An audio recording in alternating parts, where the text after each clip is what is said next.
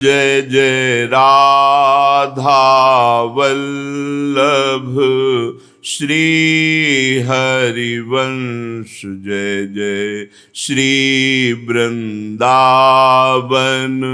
श्री बनचंद, जय जय राधा वल्लभ श्री वृंदावन श्री बनचंद। वृंदावनेश्वरि तवैव पदारविंदम प्रेमामृतैकमकरंद रसौघपूर्णम् हृद्यर्पितं मधुपते स्मरतापमोग्रं निर्वापयत् परम शीतलमाश्रयामि, परम शीतलमाश्रयामि।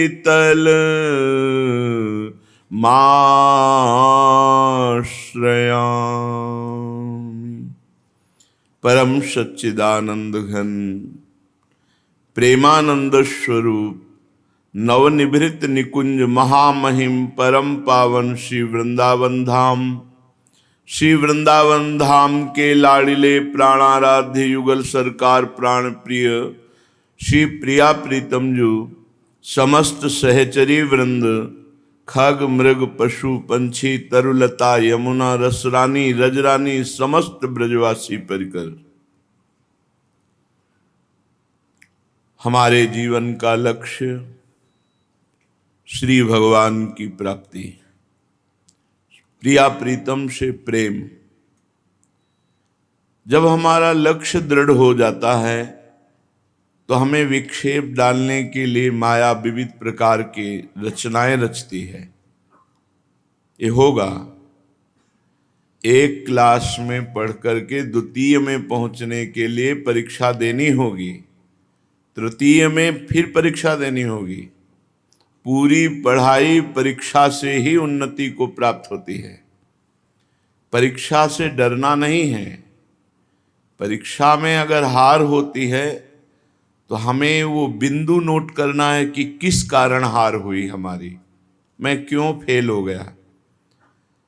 अपने जीवन में हमने देखा बहुत सी दैवी बाधाएं उपस्थित होती हैं, बहुत से आकर्षण उपस्थित होते हैं, बहुत से बाहरी भोग आकर्षण करते हैं। बाद में पता चलता है हमारी परीक्षा थी, उस समय तो पता ही नहीं चला।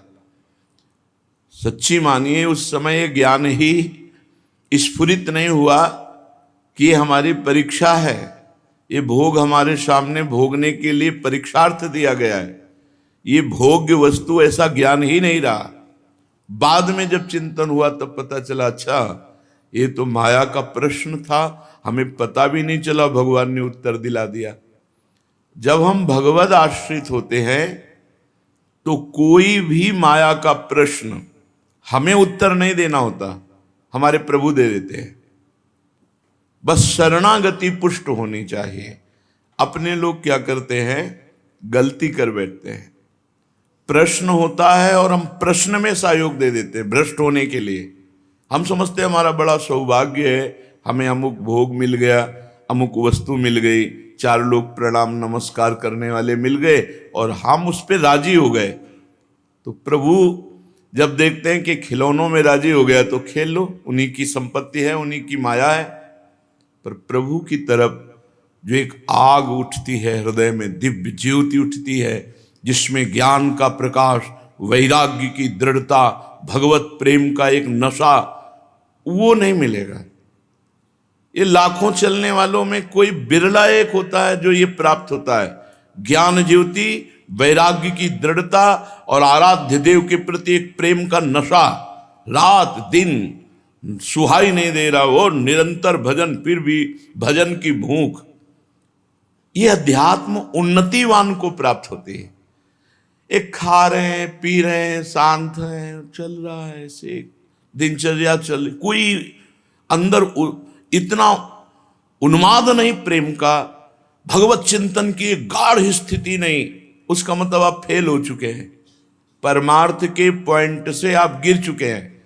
नहीं तो रोज रात दिन एक नया उन्माद, एक नया, अरे भगवान आनंद समुद्र हैं। त्रिभुवन में जितना आनंद है, गोस्वामी तुलसीदास जी कहते हैं, जो आनंद सिंधु सुख राशि, शीकर तय त्रैलोक सुपाशी, सो सुख धाम राम अस नामा, सकल लोक दायक विश्रामा। सीकर कहते हैं, एक बूंद को लेकर ऐसे चट पे पटको तो उससे जो छोटे छोटे कण निकलते हैं उसे सीकर कहते हैं। एक बूंद सुख से नहीं, एक बूंद सुख के हजारवें एक कण से पूरे त्रिभुवन में, यहां से लेके ब्रह्मलोक तक सुख की रचना है। और ऐसे सुख के हमारे भगवान आनंद सिंधु है, आनंद समुद्र हैं, और हम उनके दास हैं और उनका भजन करते हैं, और आनंद लेने के लिए क्षुद्र विषयों की तरफ देखना पड़े, यही बहुत बड़ी विडंबना माया की है। तभी हाथ जोड़कर सब त्राहिमाम होते हैं कि भगवान, जानकारी होते हुए भी आपकी माया से बचने की मेरी सामर्थ्य नहीं। आनंद सिंधु की तरफ चल रहे हैं, आनंद बिंदु के करोड़वें अंश से बने हुए, यहां से लेकर ब्रह्मलोक तक भोग, और वो मुझे आकर्षित कर लें, आनंद सिंधु का दास होने पर धिक्कार है। कैसे हमारी स्थिति आनंद सिंधु में टिके? श्रीपाद कह रहे हैं, श्रीमद वृंदावन तव गुणै पूर्यताम श्रोत्र रंध्र, त्वच्छ्री वीक्ष्यामृत रस निधौ मज्जताम चक्षुषी में, अत्युल्लासार्धटतु रसना वर्णने त्वन्महिम्नाम, आहा त्वत्प्रेम्णा में बपुषि सततम सात्विका संतु भावा।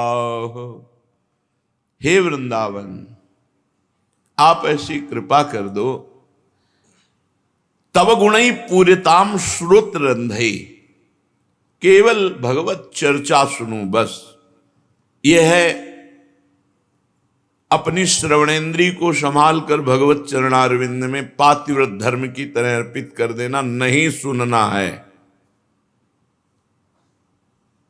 हमें कान से भगवत चर्चा के सिवा नहीं सुनना है, समय ही नहीं।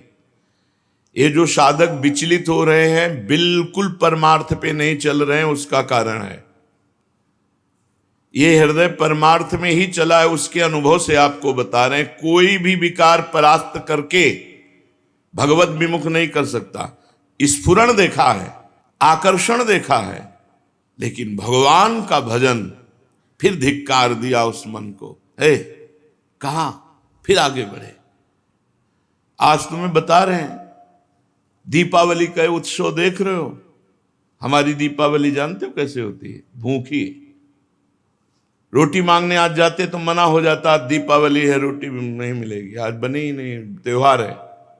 एक टाइम दिन में जाना होता था मांगने, शाम टाइम सबकी दीपावली जल रही है, हम अंधेरे में बैठे हैं, न एक पैसा है, न एक व्यक्ति है, न खाने को है। तो आंसुओं से दीपावली होती है, अपने प्रभु को, श्री जी को लेके गोद में, कि हमारी आंसू ही आपकी दीपावली है। बिना प्रयास के वो दीपक, वो बाती, वो आरती, वो दीपावली होती थी जो आचार्य चरण कहते हैं, भक्ति कर दीप, प्रेम करी बाती, साधु संगति करी अनुदिन राती।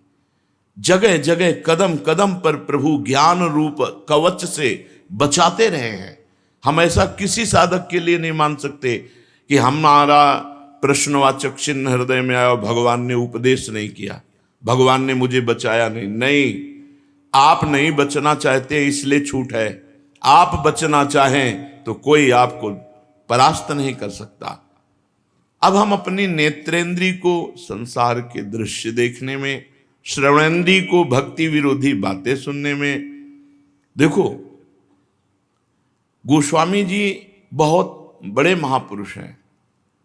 हमारे जीवन में ये समझ लो कि रग रग में गोस्वामी जी का प्रभाव भरा हुआ है, क्योंकि जन्म ही उस क्षेत्र में हुआ जहां रामचरितमानस ही जीवन था, जहां सियाराम जी, भगवान शंकर, इधर की तो कोई वार्ता ही नहीं।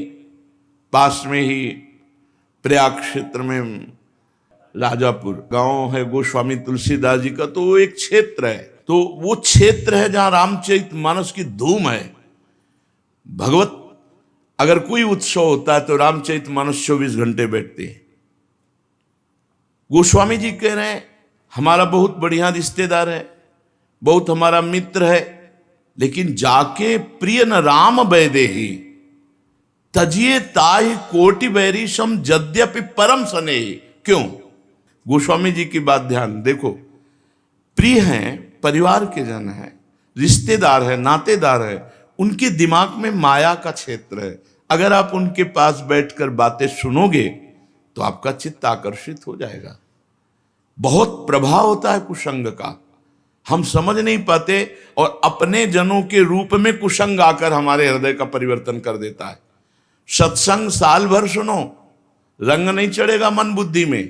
कुसंग 5 मिनट सुनो, रंग चढ़ जाएगा, क्योंकि बहुत जन्मों से हम कुसंग में ही है। तो जाके कुछ सूत्र, कुछ सिद्धांत साधक को अपने जीवन में धारण करने पड़ेंगे। जाके प्रिय न राम बैदेही तजिए ताहि कोटि बैरी सम यद्यप परम स्नेही। कहां समझ में आता है? हाँ वही दंडवत प्रणाम राधे श्याम।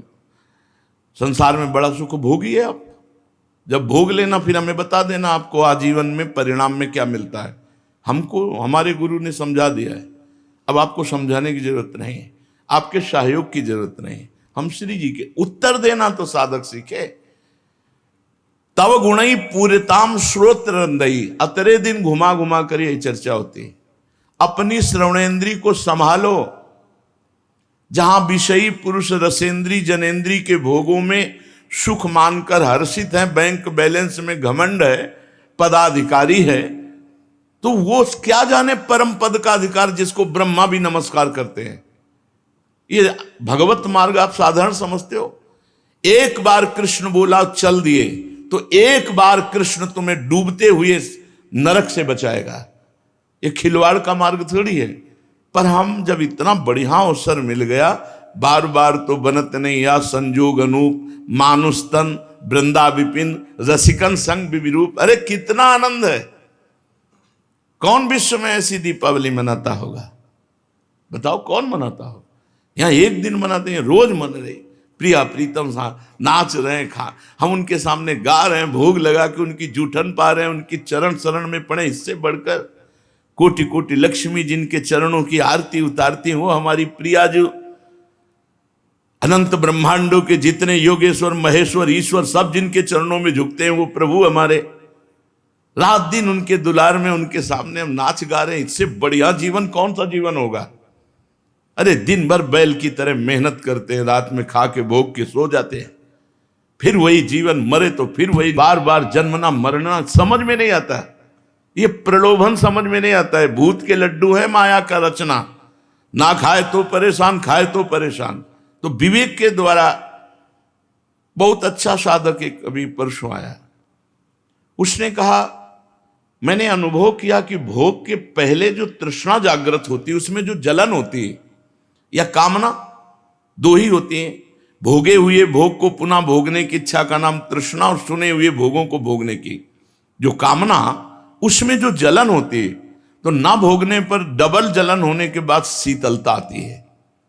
और भोग ले तो भोगने के बाद इतना बवाल जलन का कि वो निपटता ही नहीं है। बहुत ठीक चल रहे हो। भोगने से एक तत्कालिक शांति सी मिलती है, फिर जो हृदय में जलन होती है, यदि साधक है तो, भोगी विषयी पापी पुरुष है तो उसको गर्व होगा कि मैंने आज ये किया, और साधक है तो जलेगा, हे भगवान कैसे निकलूं, क्या करूं, बार बार उपाय करता हूं, हार जाता हूं, हे प्रभु मुझे सामर्थ्य दो। उस जलन को सह गया तो फिर शीतल माश्रयामी, वो शीतलता का आश्रय मिलता है कि कभी भी दैहिक दैविक भौतिक ताप उसे जला नहीं सकता। इसलिए हमारी प्रार्थना है, परिवार, रिश्तेदार या जो भी हैं, यदि आप भगवत मार्ग के पथिक हो, चाहे गृहस्थ चाहे विरक्त, तो हम दीक्षा में चौथा सूत्र देते हैं कि आप किसी भी ऐसे कुसंगी से ना मिलें जो आपके मन का परिवर्तन कर दे, भोगों में लगा दे। संसार दीजिएगा तो क्या देगा, क्या देगा? मान लो तुम पुरुष रूप हो तो विवाह की व्यवस्था करेगा, फिर इसके बाद लड़का बच्चा परिवार संसार का चिंतन, फंस गए ऐसे दलदल में जहां से निकलना मुश्किल है। जिनको थोड़ा भी बोध हुआ चिल्ला चिल्ला के रोते हैं एकांतिक में, नहीं तुम्हें नहीं विरक्त मार्ग में जाना, तुम बच्चे पैदा किए हो, उनका पालन पोषण करो, धर्म। और वो कहते हैं बिल्कुल रुचि नहीं। तो उस समय कहाँ गई थी रुचि, जब पानी ग्रहण कर रहे थे, संसार के भोगों में उत्साहित हो रहे थे। इसलिए बहुत सावधान। तव गुणई पूरिताम श्रोत्र रंधे, कोई प्रियजन वही प्रियजन है जो बैठकर भगवत चर्चा करे, उत्साह करे, धन्य है। तुम हमारे कुल में भगवत मार्ग में चले, तुम धन्य हो गए, हमारे कुल को पावन कर दिया। पीछे मुड़कर मत देखना। ये माता पिता परिवार सुहृद वही जो मुझे भगवान से मिला दे। भगवान ऋषभ देव जी कहते हैं, वही गुरु गुरु जो शिष्य को भगवत प्राप्ति करा दे, वही पति जो पत्नी को भक्ति में लगा, वही पत्नी जो पति को भक्ति में लगा दे, वही पिता वही माता जो पुत्र को भागवत बना दे। सो कुल धन्य उमासुन जगत पूज्य सुपनीत। अरे भगवान के मार्ग में चलने वाला बालक पैदा हो गया तो धन्य सो तात धन्य सो माए। ये कोई खिलवाड़ का मार्ग है? पर ऐसे गृहस्थ जनों से, ऐसे मित्र जनों से, ऐसे प्रियजनों से बचो जो आपके कानों को लुभायमान कर दे माया की तरफ। वो दुश्मन है, मित्र नहीं। जाके प्रिय न, बहुत जोर की बात है। राम वैदेही तजिए ताहि कोटि बैरी सम, यद्यपि परम स्नेही नाते नेह राम के मनियत, सुहृद सुसेव्य जहानो अंजन कहा, आंख जेहि फूटे बहुतक कहो कहाँ लो। नाता वही जो हमारे भगवान से पुष्ट करवा दे संबंध, वो नाता क्या जो भगवान से नाता तोड़वा दे। कैकेयी जी बहुत परम प्रिय मां हैं भरत जी की, लेकिन जब ननिहाल से लौटे और ये सुना कि मां ने वरदान मांगा है कि भरत को राज्य गद्दी और राम जी को 14 वर्ष का वनवास, तो मेरे प्राण आराध्य इष्ट भगवान राम को वनवास, पापिनी आज के बाद तेरा मुख जीवन में नहीं देखेंगे और कभी तुझे मां नहीं कहेंगे। नहीं कहा, अंतिम समय तक भरत जी ने कैकेयी जी को मां नहीं कहा। एक बार कैकेयी जी ने कहा, बेटा राम अगर तुम कह दोगे तो भरत आज्ञा का पालन करेगा, एक बार मां कह दे, मेरा हृदय जल रहा है, मेरा हृदय शांत हो जाएगा। राम जी चले, भरत जी को जब सुनने को मिला तो भरत जी की वो दशा हो गई कि राम जी बोले ही नहीं, सामने जाके बोले ही नहीं, बस होके चले आए। भगवान कह देते, अगर तुम भरत जी मां नहीं कहते प्राण त्याग देते। जाके प्रिय न राम वैदे, हम कैसे अपना रिश्ता माने आपसे। जाके प्रिय न राम वैदे, जिसे प्रिया प्रीतम प्यारे नहीं, भगवान के आनंद को नहीं जानता है, संसार के रहस्य को नहीं जानता, उसकी बातें सुनने लायक है नहीं। तजोरे मन हरि विमुखन को संग, जाके संग कुमति मति उपजय, करत भजन में भंग। तजोरे मन हरि विमुखन को संग, स्वत श्री वीक्ष्यामृत रस निधो मज्जताम चक्षुषी में। आह, मेरे नेत्र मज्जन करें अमृत में। अमृत क्या है? प्रभु का रूपामृत। किसी एक छवि में, किसी एक विग्रह, इसीलिए कहते हैं सबको ही रखो अपने ठाकुर, छोटे बड़े मझोले जैसे भी अपने ठाकुर रखो। बड़ी आसक्ति हो जाती है और फिर वो लीला करते हैं। उठते बैठते उन्हीं के रूप का ध्यान करो। जब सर्वत्र भगवान है तो श्री विग्रह में साक्षात विराजमान है। भगवान का अर्चावतार है ये श्री विग्रह। बहुत लाडले ठाकुर, जब छाती से लगाओ ना तो जिंदगी में जो ध्यान और समाधि में सुख नहीं मिला वो छाती से लगाने पे सुख मिलता है। जैसे कल राधा प्रिय जी को यमुना स्नान करा रहे थे दूल्हा दुल्हन को, अपना भाव है, अपार सुख मिल रहा था जो हमें कभी ध्यान में सुख नहीं मिला, जो समाधि में नहीं मिला, जो पद्मासन लगा करके एकाकार वृत्ति मंत्राकार वृत्ति करने में नहीं मिला, वो दुलार में मिलता है। ये वृंदावन धाम है। अपने नेत्रों को श्री विग्रह में समर्पित कर दो, बस उन्हीं का रूप चिंतन करो, उन्हीं का रूप ध्यान करो, उन्हीं को दुलार करो और जिधर दृष्टि जाए सब में वही विराजमान। जब भगवान धातु या पाषाण या अन्य रूपों में भगवान है तो ये पांच भौतिक शरीरों के मंदिर में क्या भगवान नहीं बैठे? तो कह रहे हैं त्वच्छ्री वीक्ष्यामृत रस निधो मज्जताम चक्षुषी में, मेरे नेत्र सब में श्री भगवान है, ऐसा देखें। अत्युल्लासार्ध रटतु रसना वर्णने त्वन्महिम्ना, अति उल्लास के साथ जवान से राधा राधा राधा, वृंदावन वृंदावन, राधा वल्लभ श्री हरिवंश पद गायन, ये उल्लास। इन तीन को संभाल लो, बार बार कहते हैं, यहीं से साधक नष्ट होता है। वाणी को, नेत्र को और श्रवणेन्द्रिय को, तीन को। जिसका सुनना बोलना देखना सही है वही साधक है, और जिसका ये तीनों में कहीं एक मिस्टेक है तो गिरा देगी माया।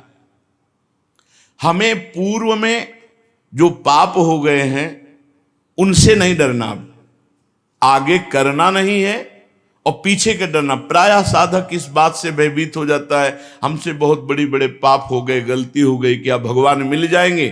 तो तुम तस्मात् शास्त्रम प्रमाणम, शास्त्र प्रमाणित बात में हमें विश्वास हो जाता है।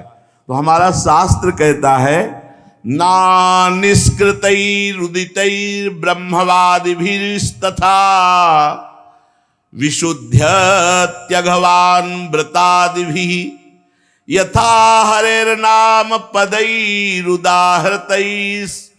दत्तम श्लोक गुणोपलम्भकम।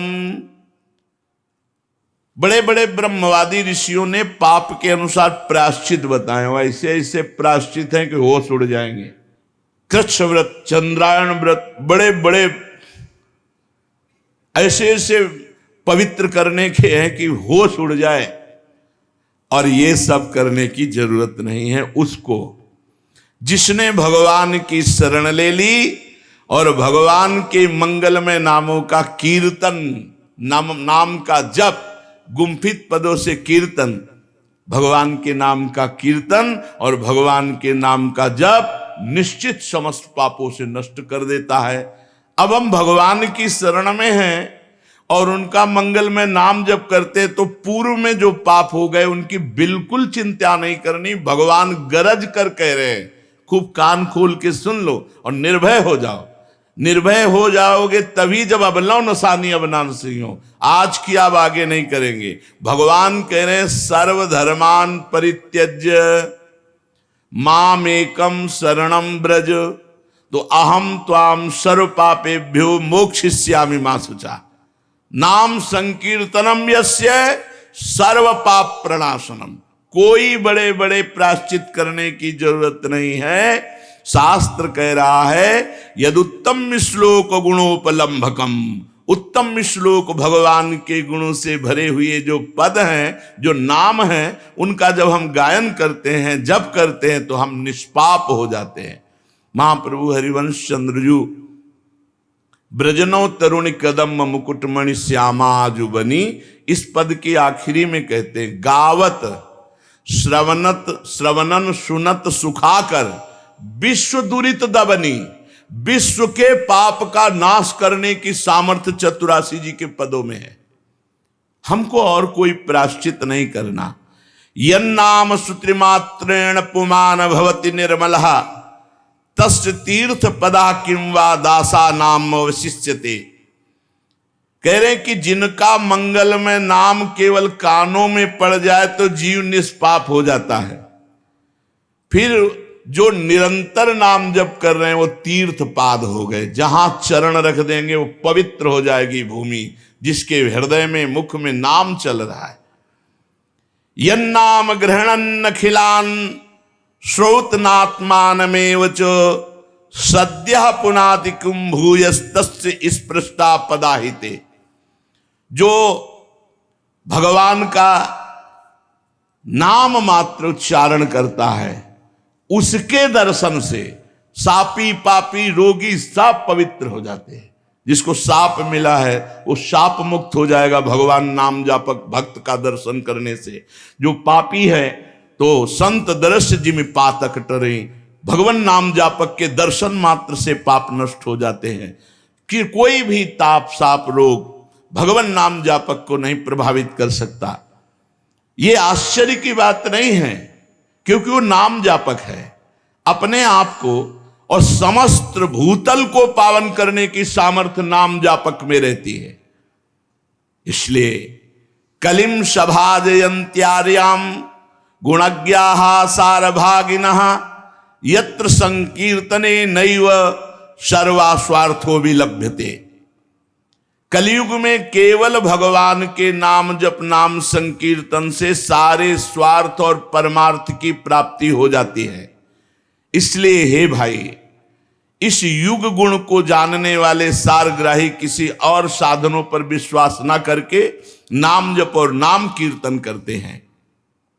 नाम नाम कार्य बहुधा निज सर्वशक्ति तत्रार्पिता नियमितः स्मरणेन कालः एतादृशी तव कृपा भगवन् ममापि दुर्दैवमी दृश्यमिहा जनि नानुरागः।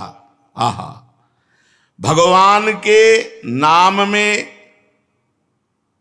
समान सामर्थ्य है। रुचि विभिन्नता, कोई राम जपता है, कोई कृष्ण जपता है, मुकुंद माधव गोविंद राम दामोदर हरि, अनेक भगवान के नाम हैं। और सब नाम में भगवान ने अपनी पूर्ण शक्ति रख दी है। उन नामों का कोई भेद नहीं कि अमुक दिन जपना चाहिए, अमुक समय जपना चाहिए, ऐसे नहा धो के जपना चाहिए। प्रभु तो जीवों पर हेतु की कृपा दृष्टि करते हैं, पर मेरा दुर्भाग्य है कि ऐसी नाम महिमा सुन करके हम नाम में अपनी चित्तवृत्ति नहीं लगा पाते। सच्चा नाम जब कैसे महाप्रभु चैतन्य देगा। सच्चा नाम जब कब माना जाएगा? अभी कच्चा है। नयनम गलदश्रुधारया वदनम गदगद रुद्धया गिरा पुलकैर निचितम वपुः कदा तव नाम ग्रहणे भविष्यति।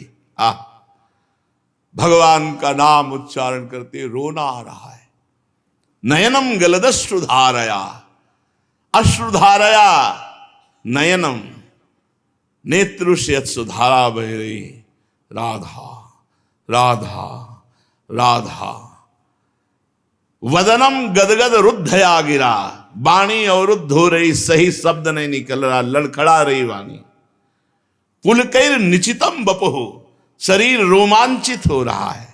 कदा तो नाम ग्रहणे भविष्यति, हे प्रभु क्या कभी ऐसा मैं नाम जप करूंगा? यह है नाम जप, सच्चा नाम जप।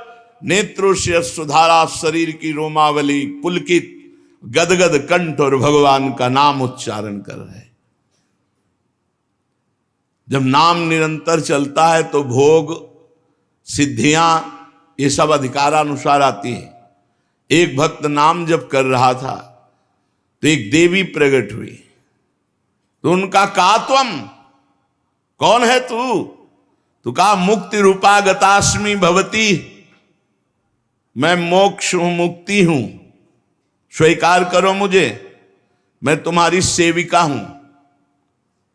तो उन्होंने कहा कस्माद अकस्मादि, मैंने तो बुलाया नहीं, तू अकस्मात क्यों आ गई? तो कहा श्री कृष्ण स्मरणेन देव भवतो दासी पदम प्रापिता, तुम भगवान श्री कृष्ण का नाम जप करते इसलिए मैं तुम्हारी दासी बन के रहूंगी। मुक्ति ने कहा क्या चाहती हो? सेवा, सेवा मैं आपकी करूंगी, आपको मुक्त पद प्रदान करूंगी। दूरे तिष्ठ मनागनागसी कथम कुर्याम अनार्यम मई। ऐ मुक्ति तू दूर खड़ी रहे अनार्य, तेरी आवश्यकता मेरे को नहीं है। त्वदगंधा निज नाम चंदन रसाले पश्चलोपो भवेत। तेरी थोड़ी भी इच्छा करने पर मेरा नाम जब छूट जाएगा, इसलिए मुझे बिल्कुल तेरी आवश्यकता नहीं। दूर खड़ी रहे, तू नितांत अनार्य अपराधी, क्योंकि भगवत विस्मृति करा देगी। मुझे भगवत स्मरण में जो सुख मिल रहा है, मुझे मोक्ष सुख नहीं। तुम्हारी तो गंध मात्र से मेरा नाम छूट जाएगा, क्योंकि मोक्षावलंबन होते किसका स्मरण, कौन स्मरण। मैं अपने उपास्य देव श्री कृष्ण के नाम में जो सुख प्राप्त कर रहा हूं, ऐ मुक्ति तेरी आवश्यकता नहीं है। पर किसी भी विचारवान पुरुष को यह देखते देर न लगेगी कि मनुष्य मात्र का जब नाम स्मरण मात्र से कल्याण हो जाता है, तो फिर अन्य साधनों की तरह लुभायमान क्यों हो, निरंतर नाम जप क्यों नहीं करता। दुख में, संकट में, संकट की निवृत्ति, विपत्ति की निवृत्ति, असहाय अवस्था में कहीं ना कहीं सबको एक पता चलता है कि कोई ईश्वर है, कोई महान है जो हमारी रक्षा कर सकता है। जब भारी विपत्ति होगी, भारी संकट होगा और कोई साथी नहीं होगा, तब निर्णय निकलता है कोई ईश्वर है, कोई महान है। इसलिए हम विषयी पुरुषों की तो बात नहीं करते हैं, साधकों की बात करते हैं। साधकों को सिद्धावस्था तक की प्राप्ति के लिए केवल नाम जप का आश्रय ले लेना चाहिए। कलयुग है, बढ़ो आगे, अपने अंदर ही सब दिव्यता विराजमान है। साधक को सिद्धावस्था की प्राप्ति के लिए बीच में कोई साधन मिलावट नहीं करनी चाहिए। निरंतर मधुर मधुर भगवान का स्मरण, नाम जप। जब सिद्धियों का चमत्कार प्रकट हो तो भी जब तक इस सिद्धि की प्रयोग वृत्ति रहेगी, तो नाम जो लीला में प्रवेश हो नहीं होने देगा।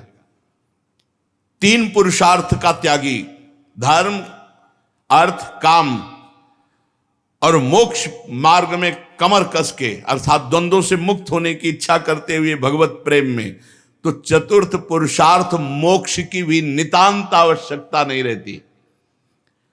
चाहे बालक हो चाहे वृद्ध हो, हमारी इस प्रार्थना को मान ले कि दुख, संपत्ति, विपत्ति, जन्म मरण से बचना है, सब आकर्षण से, तो नाम जब खूब डट के करो, यही सब कुछ पूर्ति करा देगा। वैसे तो किसी भी रूप में लिया हुआ नाम मंगल ही करेगा, पर दिव्यता में प्रवेश पाने के लिए गुरुमुख से निकला हुआ नाम स्वीकार करें। बहुत जोर का गुरु ने कह दिया राधा जपो, बस हम पकड़ लिए, राधा जपे, बस इसी से हो जाएगा। वैसे हर नाम मंगल करेगा, पर नाम की दिव्यता में प्रवेश पाने के लिए, देखो महापुरुष के मुख से नाम सुनने के लिए हमने भक्तों के पावन चरित्रों में सुना, किसी कबीरदास जी ने देखा कि रामानंद जी तो ऐसे उपदेश देंगे नहीं, और हम मन से उनको गुरु मान लिए, तो रोज प्रातःकालीन गंगा स्नान करने काशी में जाते, घाट में सीढ़ियों पर लेट गए, अंधेरा था, तो जो ही चरण पड़ा भगवान रामानंदाचार्य जी का, तो उनके मुख से सहज में निकला, अरे बेटा राम राम, कहा गुरुदेव राम राम। बस सिद्ध महापुरुष हुए कबीरदास जी। जरूरी थोड़ी ये बाहरी व्यवहार करवाना, गुरुदेव के मुख से निकला राम कृष्ण हरि राधा, जो नाम बस पकड़ लो और निरंतर जपो, सिद्ध हो जाओगे। किसी योग्य नाम जापक गुरुदेव के द्वारा मुख से निकला हुआ नाम बहुत जल्दी दिव्यता में पहुंचा देता है साधक को। इसलिए अध्यात्म मार्ग में गुरु की बहुत बड़ी आवश्यकता है। नाम जप करना, नाम जप बढ़ाना, नाम जप पचाना, ये सब गुरु कृपा से होता है। शास्त्रोक्त कारण यह है कि जब अधिकारी गुरु नाम उपदेश करता है, तो केवल नाम ही उपदेश नहीं करता, उसके साथ नाम जप की शक्ति जाती है, तभी परिवर्तन होता है। बोले बड़ा आनंद आ रहा है, 1 वर्ष से जप रहे, तो उसमें आपका साधन आनंद नहीं दे रहा, गुरु कृपा आनंद दे रही।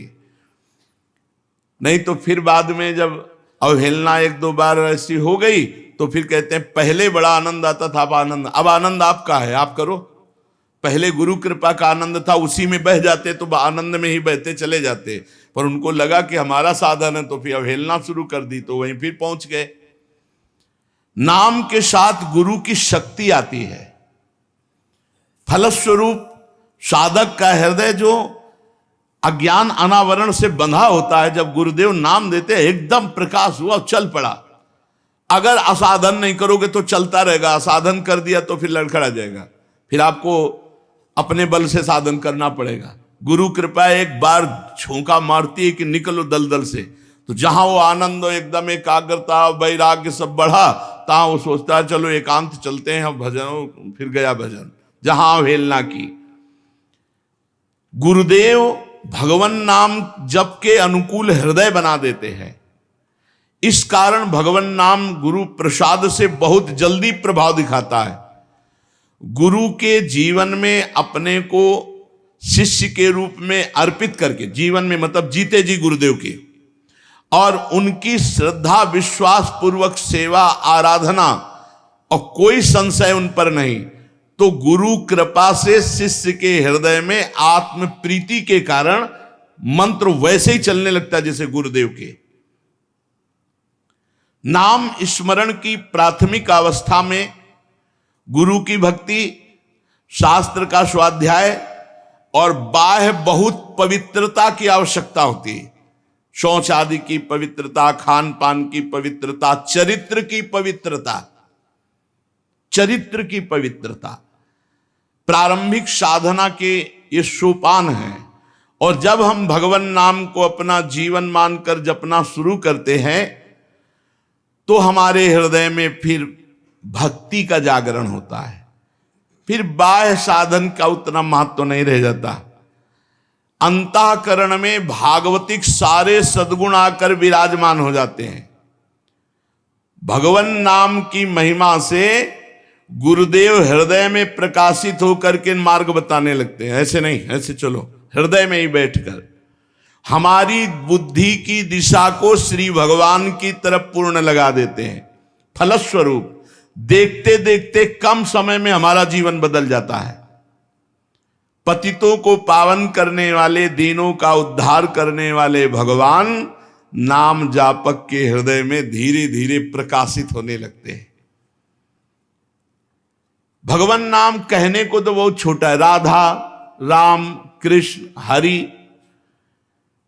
पर यह असाधारण सामर्थ्य इसमें विराजमान है। इसलिए अज्ञानी जन, पापी जन, भ्रांत जन इस पर विश्वास नहीं करते, वो क्रियाओं पर विश्वास करते हैं। नाम स्मरण का साधन चारों युगों में, चारों श्रुतियों में भरा हुआ है, किंतु अज्ञानियों को नाम जप में महत्व बुद्धि ना होने के कारण वो इसे क्षुद्र समझकर छोड़ देते हैं। वो वास्तविक रहस्य से परिचित नहीं है। अनंत दोषों का संहार करके गुणों का सृजन करने की सामर्थ्य नाम में विराजमान है। दुनिया में जितने संत हुए हैं सब नाम से सिद्ध हुए हैं। अनंत मंगलमयी शक्ति नाम की संतों ने अनुभव की। नाम ऐसा है जैसे वामन भगवान आए थे छोटे बन के, जब बड़े हुए तो पूरे त्रिभुवन को नाप लिया। देखने में छोटा है लेकिन पूरे त्रिभुवन सहित त्रिभुवन पति को अधीन कर ले। सुमिर पवन सुत पावन नामो, अपने बस करी राखे रामो। अनंत कोटि ब्रह्मांड और अनंत कोटि ब्रह्मांडों के स्वामी को अधीन कर दे। अमित महत्ता नाम की को करि सकै बखान, जाके उच्चारण करत विकल होत भगवान। हम राधा राधा राधा तो स्वामिनी जो विकल हो जाती है, पर हम मिलना नहीं चाहते इसलिए सामने प्रकाशित नहीं होती। नामधारक साधक को इस महत्वपूर्ण सिद्धांत को नहीं भूलना चाहिए कि भगवान का नाम और भगवान अभेद है। अधिकारी साधक गुरु कृपा पात्र नाम में पूर्ण चित्त वृत्ति अर्पित कर दे भगवान का मंगलमय नाम भगवान के मंगलमय रूप को प्रकाशित करके भगवान की लीला में प्रवेश करा देता है। तीन सामर्थ्य, भगवान के रूप और भगवान की लीला में प्रवेश। भगवान है ये अनुभव, भगवान हमारे हैं ये अनुभव नाम से होता है, जबान से कहने से नहीं। जितना नाम जप करोगे, महाराष्ट्र के संत तुकाराम जी महाराज कहते हैं, तुका मेहणे नाम चैतन्य निज धाम। मैंने अनुभव किया भगवान का नाम चैतन्य सच्चिदानंद घन भगवान को हृदय में प्रकाशित कर देता है।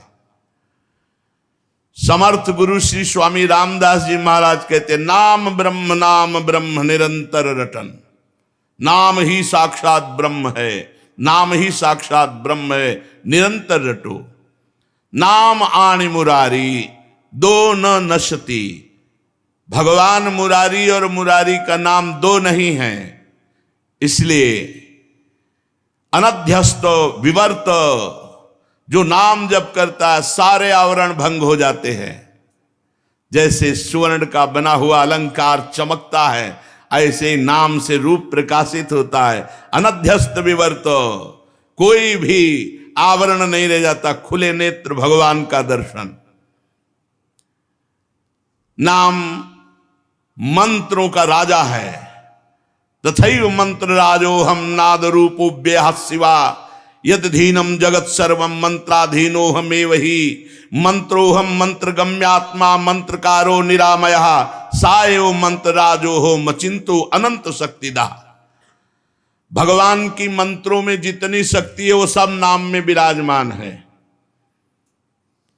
पूरा जगत मंत्रों के अधीन है, मंत्रों में जो सामर्थ्य है वो सब नाम में विराजमान है। निसंदेह दिव्य शक्ति संपन्न नाम,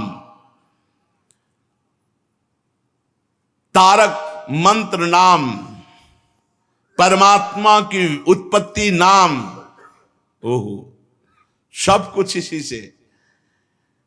इसलिए साधनाभ्यास के समय बहुत जल्दीबाजी ना करे, धीरे धीरे नाम का पूरा चिंतन होते, गणना में संख्या में ध्यान ना दे। अब जैसे परिक्रमा लगा रहे हैं, मार दौड़ लगाए हैं, 24 घंटे में एक बार परिक्रमा लगानी, दौड़ लगाने की क्या जरूरत है। मधुर मधुर भगवान के ध्यान में मगन होते, एक एक कदम बढ़ाओ आनंद से। जल्दीबाजी पड़ी, जल्दीबाजी करके क्या करना है। आप नाम जप कर रहे हो, हमें कोई चिंता नहीं। एक माला अगर हमारी 20 मिनट में होती, चल रहे आराम आराम से, हम हमें कोई और काम है, सोनी लगा रहे, कोई भी काम कर रहे, चल रहा है आराम से नाम। जल्दीबाजी की क्या जरूरत है कि जल्दी जल्दी जल्दी करके, और हमें क्या करना है, निरंतर चलाना है। साधक को चाहिए बड़े धीरे धीरे मृदु। हम राधा, हम एक अक्षर 10 सेकंड में लिखेंगे राधा, हमें जल्दी क्या है, राधा राधा। फिर देखो कैसा आनंद आता है। धीरे धीरे अभ्यास, और जल्दीबाजी में उकताहट में एकदम थोड़ी देर चलेगा फिर बंद हो जाएगा, उब जाओगे। कब तक करें, आराम से मधुर मधुर। नाम जापक नामी का जब स्मरण कर रहा हो, पातंजल योग दर्शन में तज्जपस तदर्थ भावनम, जो जप कर रहे वही भाव होना चाहिए, अर्थात राधा तो राधा ही भाव में लिखा होना चाहिए। ये बहुत सिद्ध बात है, बहुत जल्दी लाभ होता है, बस साधक टिक जाए, इस पर टिकना बड़ा कठिन होता है। हम निज मंत्र जप रहे हैं, एक एक अक्षर मात्रा हमारे सामने। शरणागत मंत्र जप रहे हैं, एक एक अक्षर मात्रा। इसमें हम ये नहीं कह सकते कि 11 पहुंच जाओगे। ये थोड़ी देर के लिए आप भले टिक सको, क्योंकि अभ्यास होगा, जितनी देर टिक पाओगे, नहीं तो मन हट जाएगा। फिर अपनी संख्या में आ जाओ, 1-2 माला तो करो सामने से। तद जपस तदर्थ भावनम, जो जप कर रहे हैं उसी की भावना में सच्चिदानंद भगवान की उपस्थिति का अनुभव कराना ही नाम का स्वरूप है।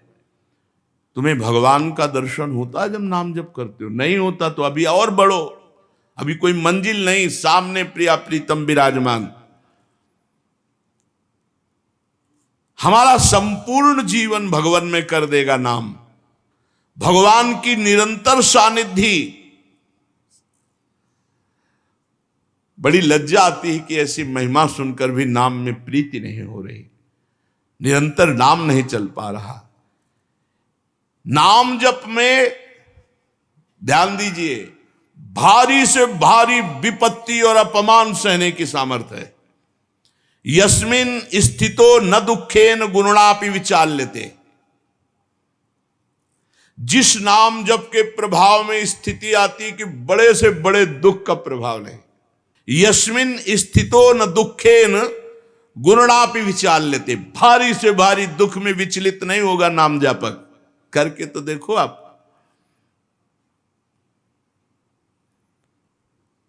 एक कह रहे थे कि बहुत डायलिसिस होता है उनका, शनिवार और 2 दिन होता है। बोले जब डायलिसिस होता है कष्ट होता है, भगवान का विस्मरण हो जाता है। हम कहा कब से शुरू किया? बोले 2-3 वर्ष से अभ्यास शुरू किया। अभ्यास अभी कर लो, रोग आने पर बड़ी परिस्थिति बिगड़ जाती मन। और आपको सही कहते हैं, कब डायलिसिस हो गया पता नहीं चलता। जब लाइट जलाते हैं क्या हुआ? बोले हो गया, अच्छा चलो। शरीर तड़पता है, कष्ट होता है, मन को प्रिया प्रीतम ले लेते हैं। भजन करो, देखो ना चमत्कार, देखो प्रभु का। ये हम इसलिए खोल के बता रहे, आप आनंद में डूब जाएं। ये प्रलोभन दे रहे हैं आपको। भारी कष्ट की स्थिति में प्रिया प्रीतम मन को ले लेते हैं, और मन ही दुख सुख का अनुभव करने वाला होता है। जो आनंद मन में, और अगर कष्ट भी होता है तो इतनी चेतना प्रबल होती है कि नाम जब तो उसका कोई प्रभाव नहीं पड़ता है तुरंत। ये हम कह रहे मान जाओ, जुड़ जाओ, दुख से बच जाओगे, जन्म मरण के दुख से बच जाओ। एक बार प्यार करके तो देखो यार, पर प्यार है कहाँ? वो तो बटुर गया संसार में फैला हुआ, अब उसको घसीटना पड़ेगा।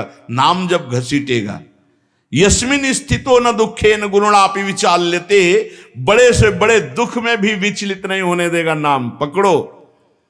मजे की बात यह है कि कुछ लगता नहीं है, कुछ नहीं राधा राधा राधा क्या लगता है, और सब ठीक हो जाएगा, सब बन जाएगा। दुनिया में जितने भी दुख विमोचन के उपाय हैं, उन सब में नाम विराजमान है। इसलिए उपासक निरंतर नाम जप करो। हमारी दीपावली यही है, भक्ति कर दीप प्रेम करी बाती, साधु संगति करी अनुदिन राती। हमारे प्रिया प्रीतम के नवनिवृत्त निकुंज में हर समय दीपावली है, क्योंकि जगमगाते रहते हैं वृंदावन के वृक्ष लताएं, मणिमय भूमि और तेजोमय युगल किशोर, और खेलते रहते हैं। अब इनके खेल की चर्चा जैसे दीपावली की करे तो अनाधिकारी हैं, सब अधिकारी नहीं हूं उसके। हमारे प्रिया प्रीतम के प्रेम रस की बात के अधिकार के लिए कम से कम देह भाव छोड़ना 10 मिनट तो शुरू हुआ हो। पुरुषत्व का अभिमान, स्त्रीत्व का अभिमान, देह भाव, तब चर्चा पहले धीरे से भागवत में, गीता में, सिद्धांत में, फिर देह भाव छूटने तक, तब इस रस का रसाधिकारी होता है। चलते हैं श्रीमद् भागवत महापुराण। प्रसंग चल रहा है, दुष्यंत पुत्र महाराज भरत चक्रवर्ती सम्राट पद पर विराजमान हुए और बहुत सी यज्ञ की, 133 अश्वमेध यज्ञ। जब उनके पुत्र उनके सामने आए, छोटे छोटे थे, तो उन्होंने देखा और अपनी पत्नियों से कहा, मेरी वीरता और शूरता मेरी योग्यता के अधिकारी नहीं है, मेरे योग्य नहीं। जब ये देखा गया कि अब महाराज चक्रवर्ती सम्राट भरत निसंतान हैं, तो देवताओं ने योग लगाया। बृहस्पति जी महाराज अपने भाई की पत्नी के उदर में गर्भ स्थापित किया, जिनका नाम ममता था। अब इतना तेजस्वी पुत्र प्रकट हुआ, बृहस्पति जी कह रहे कि मेरा पुत्र है, और उतथ्य जी कह रहे मेरा पुत्र है। तो मां ही निर्णय कर सकती किसका पुत्र है। तो ममता जी से पूछा गया, संकोच मत करो, बताओ किसका पुत्र है। तो उन्होंने बताया बृहस्पति भगवान का। दोनों छोड़ के चले गए। मरुदगणों ने उनका पोषण किया। उनका नाम हुआ भरद्वाज, महान तपोनिधि, परम पवित्र। भरद्वाज जी के मन्यु और मन्यु के 5 पुत्र हुए, बृहच्छत्र, जय, महावीर, नर और गर्ग। नर का पुत्र संस्कृति, संस्कृति के 2 पुत्र हुए, गुरु और रंतिदेव। परम पवित्र त्रिभुवन को पावन करने की सामर्थ्य रखने वाले महाराज रंतिदेव। रंतिदेव जी निरंतर भगवान में स्थित रहते, और कोई भी आ जाए कुछ भी मांग ले, जो है उनके पास सब कुछ दे देते थे। निरंतर भगवान में भजन, कोई उद्योग ना करना और मांगने वालों को कभी विमुख न जाने देना। धीरे धीरे चक्रवर्ती सम्राट का वैभव क्षीण होता गया। ऐसी स्थिति आ गई कि खाने को नहीं रह गया। उद्योग रहित, निरंतर भजन में स्थित, और जो आ जाए मांगे सो दे दे। महाराज रंतिदेव बहुत बड़े दानियों में सर्वश्रेष्ठ, भगवत भक्तों में महान। यहां तक कि कई कई दिन भोजन मिलना दुश्वार हो गया। चक्रवर्ती सम्राट रंतिदेव जी, पूरा कुटुंब 48 दिन तक बिना भोजन के जीवित रहा। मांगना है नहीं किसी से, क्योंकि स्वयं राजा थे। मांगने वाला है, वापस जाना नहीं। स्थिति आ गई, उद्योग कुछ करना नहीं, निरंतर भजन में डूबना। 48 दिन तक पूरा परिवार, 48 दिन पानी भी नहीं पिया।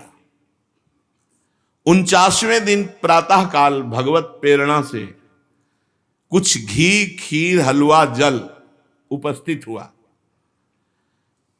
48 दिन के भूखे तो परिवार के लोग देखते ही एकदम, परंतु ज्यों ही वो भोजन का भोग लगा रहे थे कि भगवान अतिथि रूप में आ गए, ब्रह्म ऋषि के रूप में। रंतिदेव ने रोक दिया, परिवार बिल्कुल छूना मत, अतिथि भगवान आए। बैठ करके काफी मात्रा में हलवा और जो जो था सब खा के, जल ठंडा पी के, अभी वो जो बचे हुए कुछ कण थे उनको बांट करके प्राण पोषण के लिए पाना ही चाहते थे कि एक दूसरा अतिथि आ गया दरिद्र रूप में, महाराज रंतिदेव। रंतिदेव भगवान के स्मरण किए और वह जो बचा हुआ है दे दो। बचे हुए को अन्न में वो जो अतिथि रूप में आए हुए भगवान थे वो पा लिए। सोचा कि जो कण गिरे होंगे उनको जबान में रख देंगे, प्रसाद हो जाएगा तो कुछ तो प्राण का। इतने में कुत्ता आ गया, उसने कहा महाराज छूना मत, हमको चाट लेने दो, मैं बहुत दिनों का भूखा हूं। रंतिदेव ने वो भी।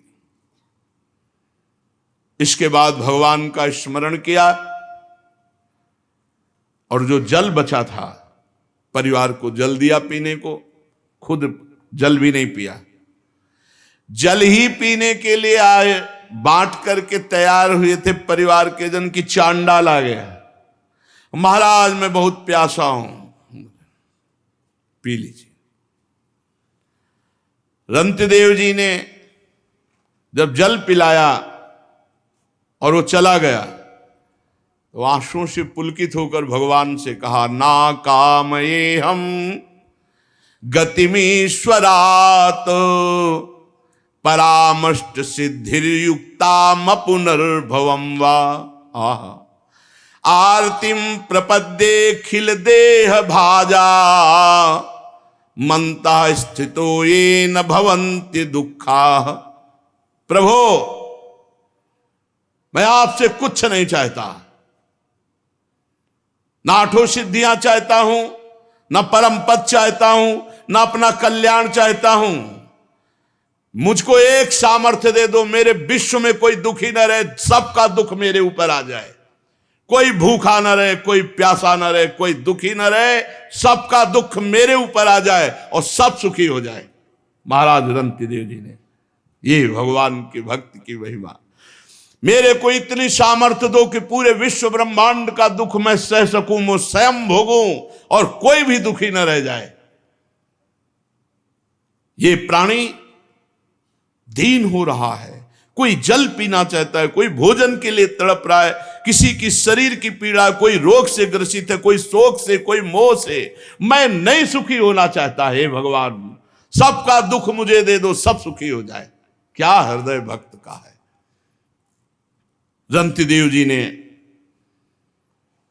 भगवान से जो ही प्रार्थना की तो कुत्ता, चांडाल, भूखा अतिथि और ब्रह्म ऋषि, वो कोई और नहीं थे, स्वयं भगवान ब्रह्मा, शंकर, हरि, धर्म, स्वयं मूर्तिमान, त्रिभुवन के स्वामी ब्रह्मा, विष्णु, महेश धर्म सहित प्रकट हो गए। रंतिदेव जी लड़खड़ाते हुए उठे और चरणों में गिर गए। भगवान ने कहा, आखिरी परीक्षा तुम्हारी थी, तुम इतने 48 दिन के भूखे फिर भी अपने लिए नहीं रखा और पानी तक कुत्ते को दे दिया। तुमने मुझे खरीद लिया भगवान, ये है निष्ठा, तुमने मुझे खरीद लिया, तुम जो चाहो प्राप्त कर सकते हो। उन्होंने कहा, प्रभु आप देना भी क्या चाहोगे, त्रिगुणमयी माया, उसका प्रभाव तो आपकी कृपा से हम जान ही चुके हैं कि मिथ्या है, मुझे नहीं चाहिए। भगवान ने कहा, तुम्हारे रिश्ते नाते जितने भी परिकर के हैं सबको मैं परम धाम देता हूं।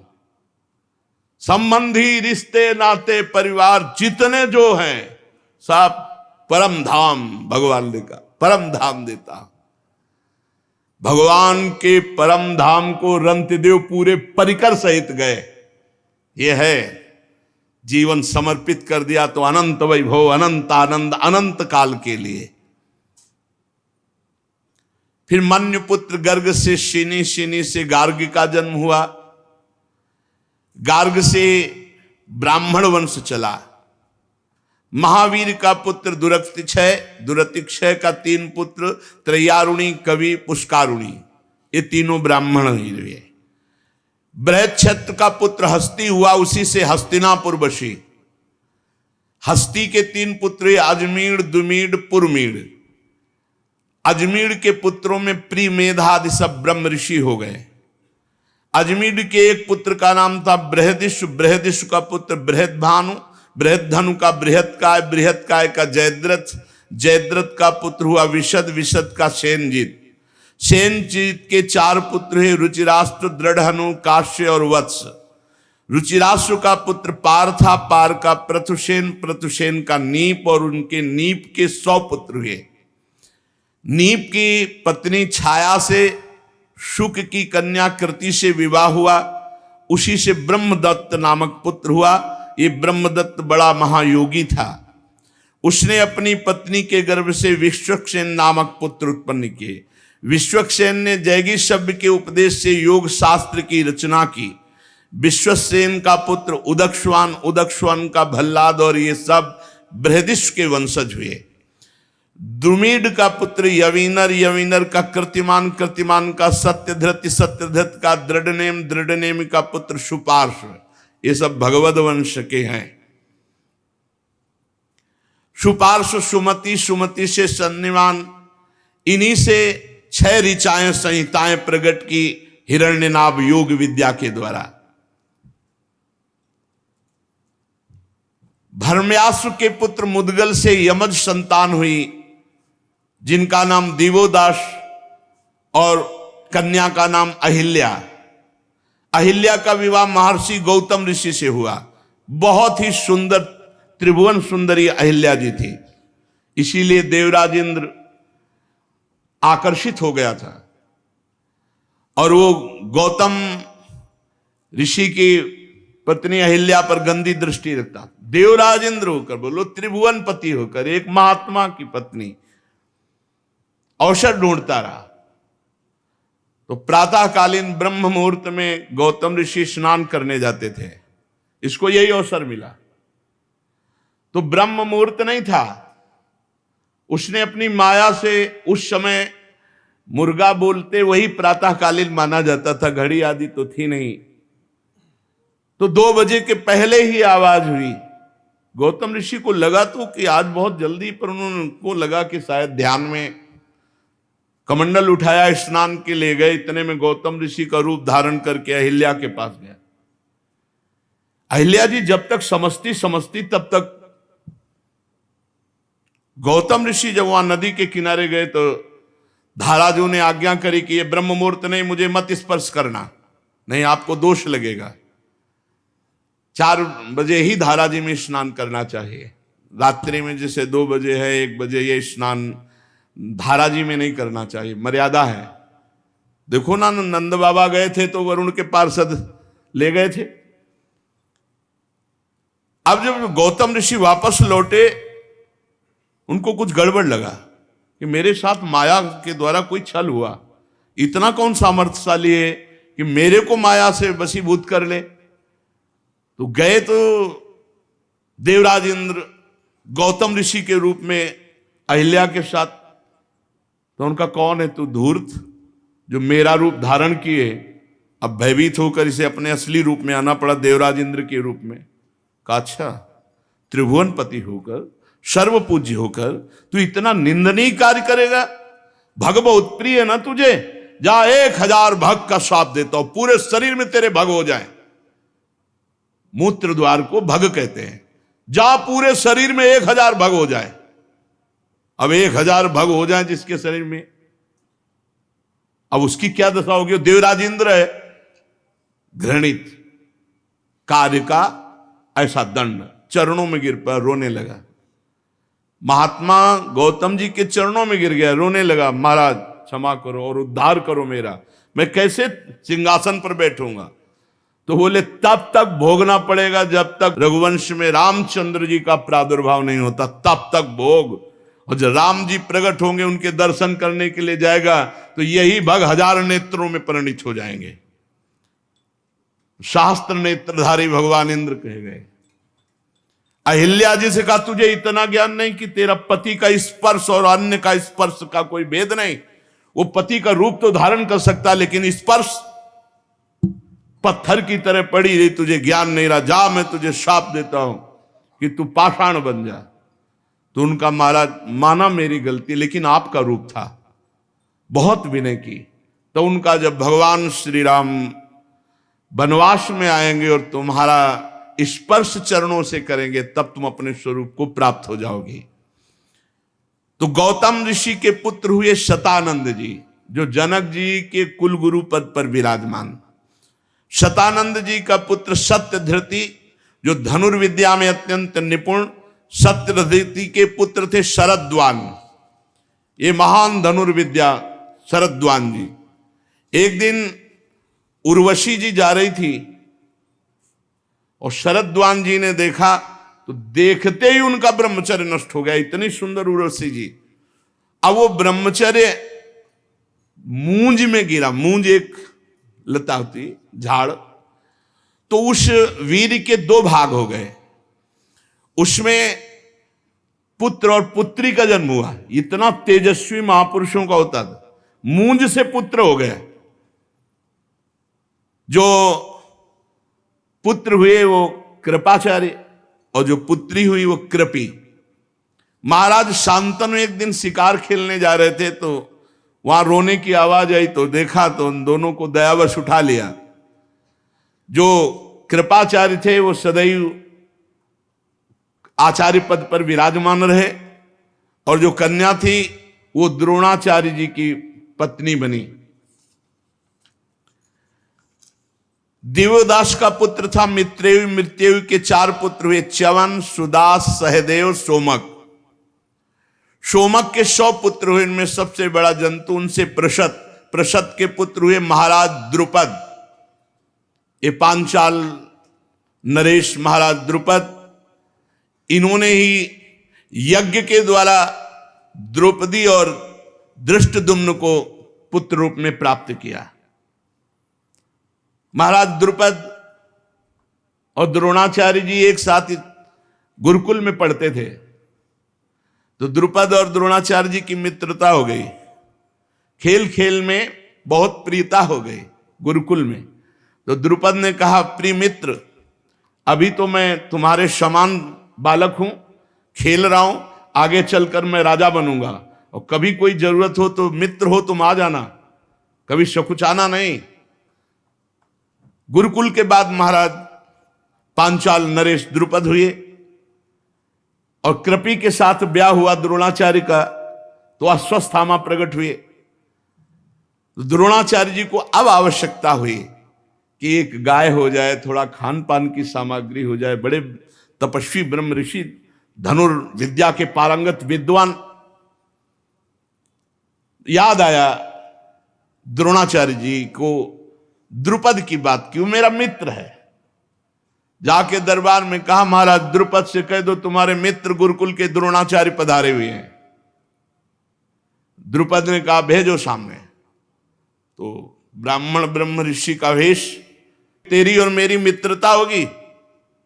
द्रोणाचार्य जी ने कहा, द्रुपद सावधान, मैं कोई ऐसा वैसा ब्राह्मण नहीं हूं, धनुर्विद्या का प्रकांड विद्वान हूं। अगर तुम अपने राज्य क्षेत्र में राजा हो तो मैं अपने क्षेत्र में इतना बलवान हूं कि तुम्हें रौंद सकता हूं। अरे उनका जो कुछ चाहिए तुम ले ले और भिखारी यहां से बाहर हो। कहा, रहने दो, लेकिन मैंने तुम्हें मित्र माना है, इसलिए तुम्हें दिखाऊंगा कि मैं भिखारी हूं कि राजा हूं। गए तो कौरव और पांडव खेल रहे थे गुल्ली डंडा, एक गुल्ली कुएं में चली गई। अब वो द्रोणाचार्य जी गए, क्षत्रिय राजकुमार होकर ऐसे देख रहे, देख सींग उठाया, मारा ऐसे गुल्ली को उठा के ऊपर।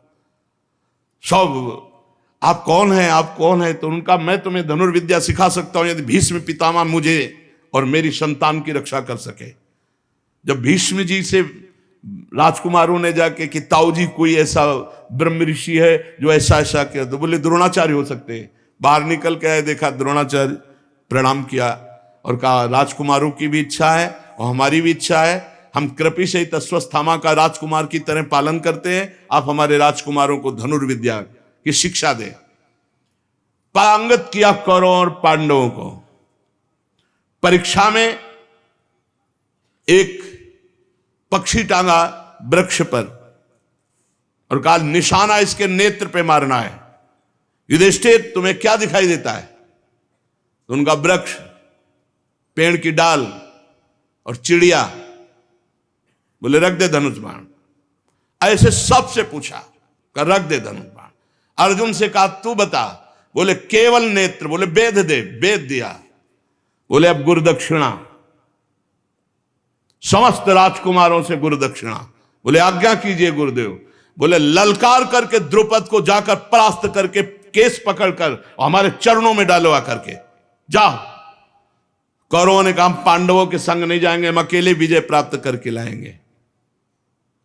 कौरव पूरा परिकर 100 का 100, और कोई सेना नहीं, क्योंकि कोई ये राजयुद्ध थोड़ी हो रहा था, गुरुदक्षिणा है। महाराज द्रुपद को पता चला कौरव चढ़ाई करने गए, विध्वंस मचा दिया। कोई साधारण योद्धा द्रुपद थोड़ी थे। भाग पड़े कौरव हाहाकार मचा के, और तैयारी फिट रखा था। वो तो द्रोणाचार्य जी को पता था। भीम को गदा लेकर के रथ की रक्षा, दाएं बाएं नकुल सहदेव। सारथी से कहा अर्जुन ने कि जब तक हम ना कहें कभी किसी भी तरह घोड़ा पीछे नहीं हटना चाहिए। और बीच में अर्जुन खड़े हुए, और अर्जुन के साइड में भाला लिए हुए युधिष्ठिर, 5 भाई। लाशें बिछा दी महाराज द्रुपद की सेना की, और जैसे सिंह गजराज पर चढ़ बैठे, ऐसे जाकर अर्जुन ने छलांग मारी और द्रुपद को घसीट कर बंदी बनाया और द्रोणाचार्य जी के चरणों में डाल दिया और तलवार की नोक गर्दन पे रख दी।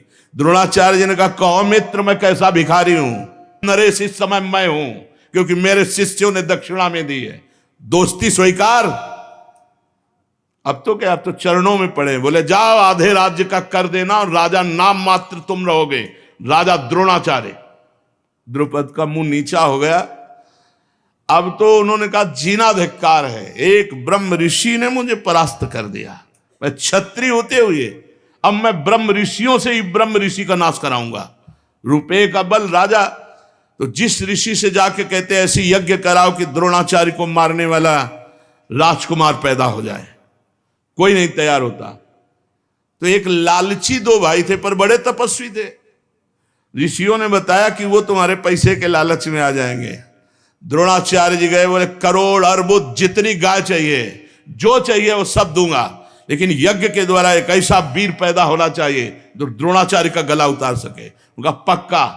यज्ञ हुई तो यज्ञ से अंदर इच्छा थी द्रुपद के कि ऐसा वीर अर्जुन जैसा मैंने नहीं देखा, अगर मेरे पुत्री होती तो मैं अर्जुन को दामाद बनाता। जरूर हमारी बेइज्जती की, अपमान किया, लेकिन वीर है, ऐसा वीर हमारा अगर दामाद होता तो यज्ञ करते समय उन्होंने इच्छा की तो अग्निकुंड से भगवान अग्निदेव ने द्रौपदी जी को प्रकट, ये देवी है, और धृष्टद्युम्न पैदा हुआ जो कवच कुंडल सहित अस्त्र शस्त्र सहित द्रोणाचार्य का गला काटने में समर्थ। धृष्टद्युम्न का धर्म्याश्व और नरपति ये सब पांचाल कहलाए। अजमेर का पुत्र ऋक्ष और उसके पुत्र है शंबरण। शंबरण का विवाह सूर्य की कन्या तप्ती से हुआ। उन्हीं के गर्भ से कुरुक्षेत्र के स्वामी कुरु का जन्म हुआ। कुरु के 4 पुत्र हुए, परीक्षित, सुधन्वा, जन्नु, निषधाश्व। सुधन्वा से सुहोत्र, सुहोत्र से च्यवन, च्यवन से कृति, कृति से उपरिचर वसु और उपरिचर वसु से बृहद्दत्त। ये उपरिचर वसु बड़े ही महान भागवत थे। ये अपने तपोबल से ब्रह्मलोक प्राप्त किया और ब्रह्मलोक में बैठे हुए थे। वहां देवी गंगा पधारी। उपरिचर वसु की एकदम दृष्टि गई, सब सर झुकाकर खड़े हो गए, लेकिन ये गंगा जी की तरफ देखते रहे और गंगा जी भी उपरिचर वसु की तरफ देखती रहे। ब्रह्मा जी ने कहा, ब्रह्मलोक की मर्यादा के विरुद्ध तुमने दृष्टि डाली, इसलिए तुम दोनों मृत्यु लोक को प्राप्त हो, और तुम्हारी परस्पर आसक्ति देखी गई, इसलिए तुम पति पत्नी के रूप में प्राप्त हो। उपरिचर वसु हुई महाराज शांतनु के रूप में प्रकट हुए और गंगा जी ने उनको पति रूप में प्राप्त किया। बृहद्दत्त कुशाम्ब मत्स्य प्रत्यग्ग चेदीप और चेदी देश के राजा हुए। बृहद्दत्त का पुत्र कुशाग्र, कुशाग्र का ऋषभ, ऋषभ का सत्यहित, सत्यहित का पुष्पवान, पुष्पवान के जहु नामक पुत्र हुआ। और बृहद्रथ की एक पत्नी से एक टुकड़ा और दूसरी पत्नी से 2 टुकड़ा ऐसे प्रकट हुए। अब बृहद्रथ ने देखा कि तो अलग अलग टुकड़े 2 रानियों से बेकार, तो किसी वृक्ष के नीचे गड़वा दिया। जरा नाम की एक राक्षसी घूम रही थी, उसको गंध आई मांस की, तो खाने के उद्देश्य से उसको वहीं 2 अलग अलग टुकड़े थे ऐसे उठाया और बहुत प्रसन्न होगा, जियो जियो जियो जियो। वो जी गया और रोने लगा। तो उसने सोचा कि जिंदा क्या खाना, ये बालक अगर हमारे महाराज बृहदस्यु को प्राप्त हो तो बड़ी राक्षसी चमत्कारिणी थी। वो गई और कहा, महाराज की जय हो, हमें 2 टुकड़े मिले, उनको जोड़ा तो पुत्र बन गया। बोले मेरे ही रानी के टुकड़े थे, मैंने ही गड़वाए थे, वो तो मेरा ही पुत्र है। तो जरा राक्षसी के द्वारा जोड़ने के कारण उसका नाम जरासंध हुआ।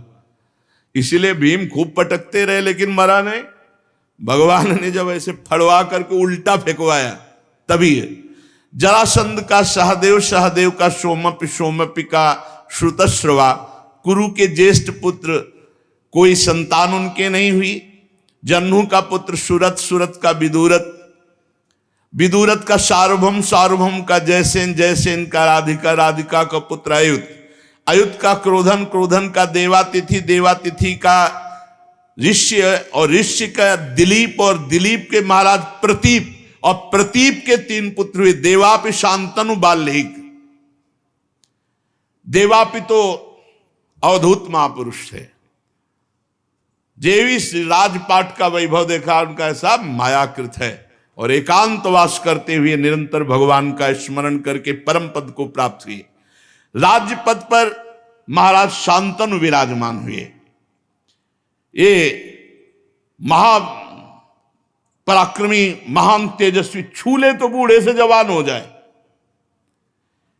छू दे तो बूढ़ा जवान हो जाए। यम यम कराभ्याम स्पृशति जीर्णम यौवन में तिस। उनके राज्य में कोई बूढ़ा नहीं रहता था, बूढ़ा जा रहा, छू दिया, जवान हो गया। महाराज शांत, अरे गंगा जी के पति बने कोई ऐसे खिलवाड़, ऐसे वैसे महापुरुष तो कोई कितना भी अशांत हो, छू ले तो शांति, इसीलिए उनका नाम शांतन। दवा की जरूरत ही नहीं है। करामात का चमत्कार रूप शांतनु महाराज। एक बार शांतनु जी के राज्य में 12 वर्ष तक इंद्र ने वर्षा नहीं की, तो ब्राह्मणों ने शांतनु से कहा कि तुमने एक क्रम तोड़ा है। तुम्हारे बड़े भाई देवापि हैं और उनका विवाह नहीं हुआ, उन्होंने राजपद स्वीकार नहीं किया, और तुमने विवाह कर लिया और राजपद स्वीकार किया, उनकी आज्ञा तो हुई नहीं। अब उनकी आज्ञा क्या, वो तो विरक्त महापुरुष। तो कहा तुम परिवेत्ता हो, इसलिए तुम्हारे राज्य में वर्षा नहीं होगी, 12 वर्ष तक वर्षा नहीं होगी। महाराज शांतनु वन में खोज की, और देवापि जब मिले तो उनसे अनुरोध किया। शांतनु के मंत्री अस्मरात ने पहले ही उन ब्राह्मणों को भेज दिया था सूचना देके कि शांतनु आ रहे हैं, प्रार्थना करेंगे राज्य के लिए, आपका क्या विचार है। उनका कदापि स्वीकार नहीं करें, बोले आप अपने में रहना। देवापि निंदा करने लगे शांतनु जब गए। उन्होंने कहा मुझे राज्य, गृहस्थ धर्म बिल्कुल, इसलिए फिर वो लौट कर, देखो तब दोष नष्ट हुआ, फिर वो लौट करके आए तो वर्षा हो गई।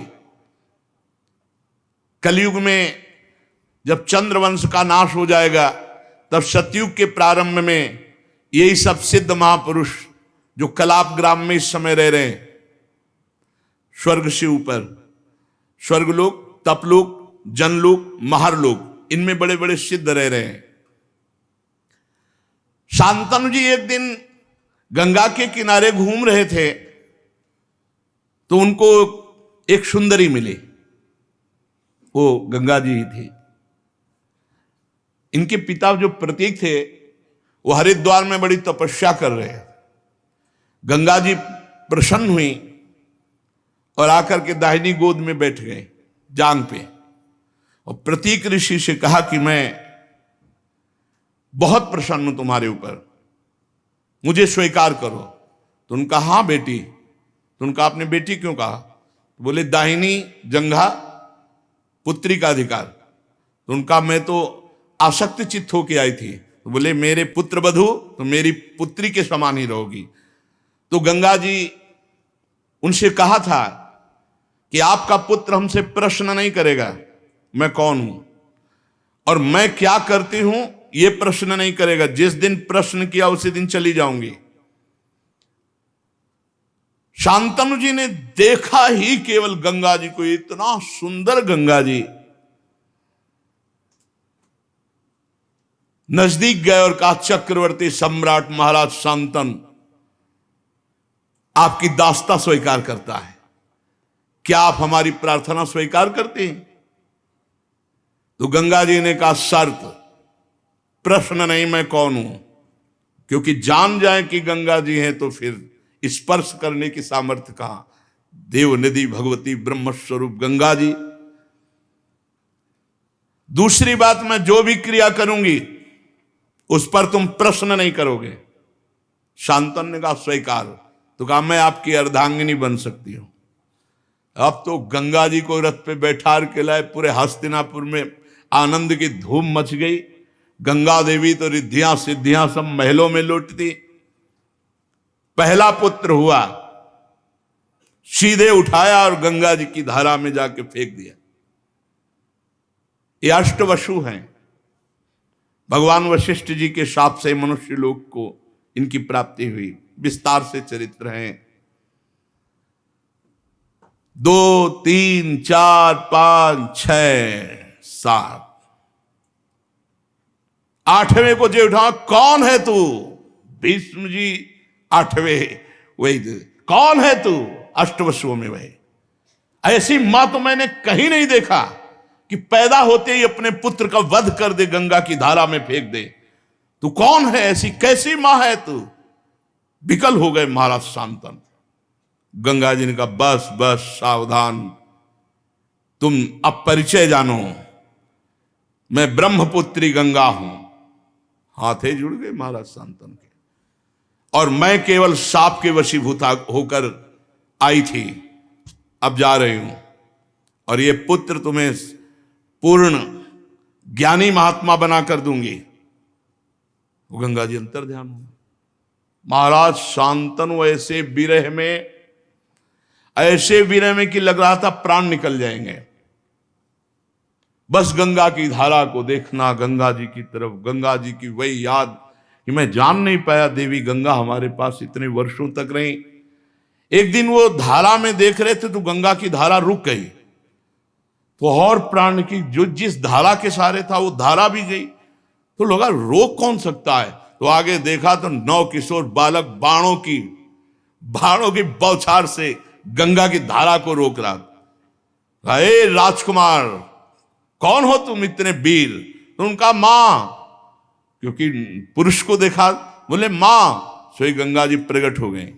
अब तो महाराज शांतनु, कालो ये तुम्हारा पुत्र है देवव्रत।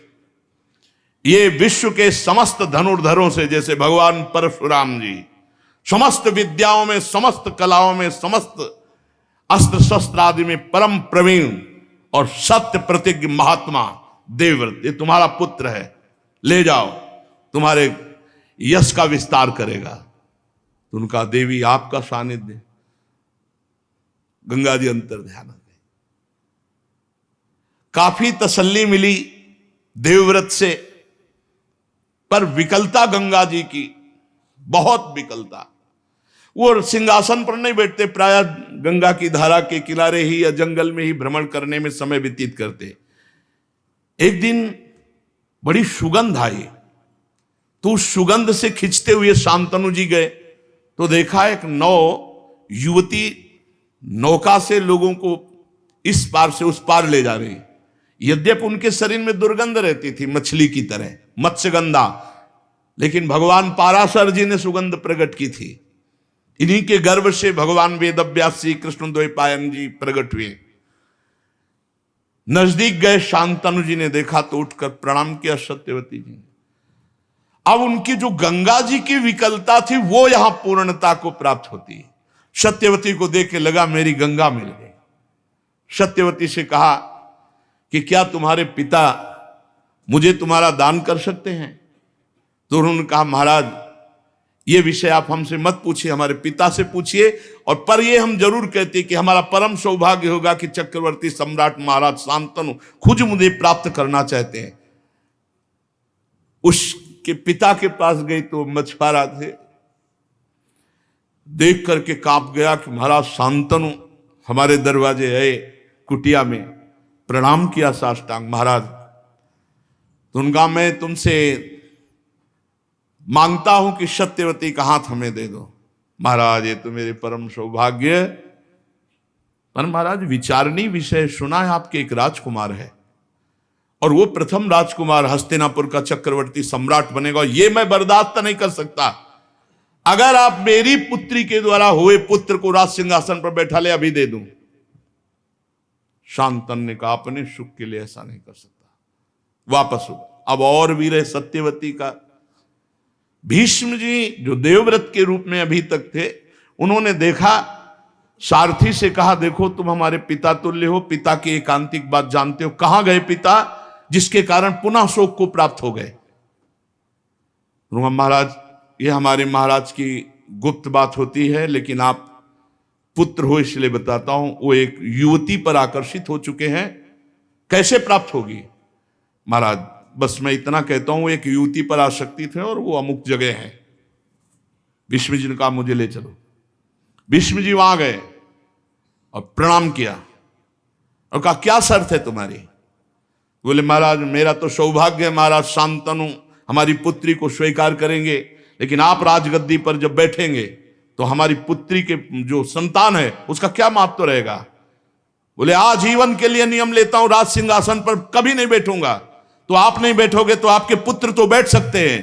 तो मैं अपने पिता के सुख के लिए आजीवन बाल ब्रह्मचारी रहूंगा, कभी ब्याह नहीं करूंगा, कभी मैथुन धर्म को स्वीकार नहीं करूंगा, और जो सिंहासन पर बैठेगा आजीवन उसकी रक्षा करूंगा। अब तो कांप गए, देवता लोग पुष्पों की वर्षा करने लगे। उसी दिन से देवव्रत का नाम भीष्म हुआ और सत्यवती को बैठाला और आकर पिता को दिया। जेवी कैसे? उनका पिताजी आपको केवल सत्यवती से मतलब। तब सारथी ने बताया कि महाराज देवव्रत ने भीष्म प्रतिज्ञा कर ली कि आजीवन बाल ब्रह्मचारी रहेंगे, कभी मैथुन धर्म को स्वीकार नहीं करेंगे, कभी राज सिंहासन को। आंसू आ गए। तेरे जैसा पुत्र मेरे सुख के लिए अपने जीवन के सुख का न्यौछावर। जा मैं वरदान देता हूं इच्छा मृत्यु का। मृत्यु किसी इच्छा के अनुसार नहीं आती, वो अपने इच्छा अनुसार रौंदती है, लेकिन जब तक तू नहीं चाहेगा मृत्यु तेरा स्पर्श नहीं कर पाएगी। शांतनु जी के भीष्म जी प्रकट हुए। शेष चर्चा आगे। श्री राधा वल्लभ लाल की।